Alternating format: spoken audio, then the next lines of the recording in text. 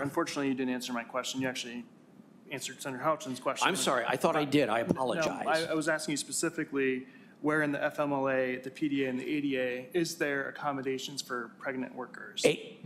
Okay. And then my follow-up question. Pregnancy in itself is not considered a disability, right? And the ADA is very clear on that. What I'm talking about is something happens within the pregnancy. It'd probably help if I gave you an example. When an employee had to go on bed rest. I'm fine. You've answered my question. Okay. And that what I'm hearing you say is that there is no accommodations in those 3 federal pieces of law that I just outlined to you. And my point to you is that that's why I believe this bill is necessary, because it is a supplement to those 3 things. I think that's an incorrect conclusion. The ADA deals with what it's going to come down to is a medical evaluation as to whether or not the person is disabled.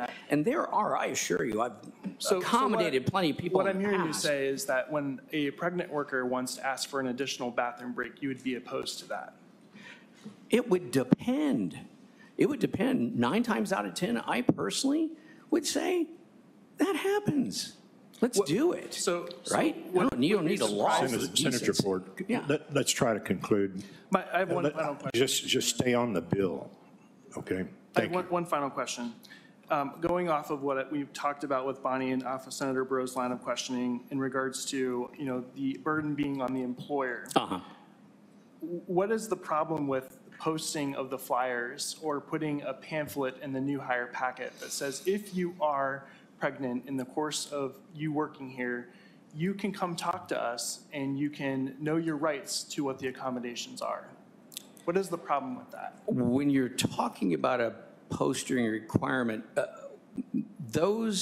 wouldn't they be essentially waiving their right to confidentiality? So just to be clear, at a 15-employee level, the posting requirement for both ADA and PDA is a matter of law that already exists. So you have to make those disclosures as an employer already. This doesn't change that. So if an employee comes to the employer and makes that request for additional accommodations, what's the problem with that? There isn't. At that point, again, going to the ADA, what you're going to do then is start to kick off this interactive discussion, and you're going to have to work on facts. I'll just stick with your original answer that there's no problem with that. Thank you, Mr. Chairman.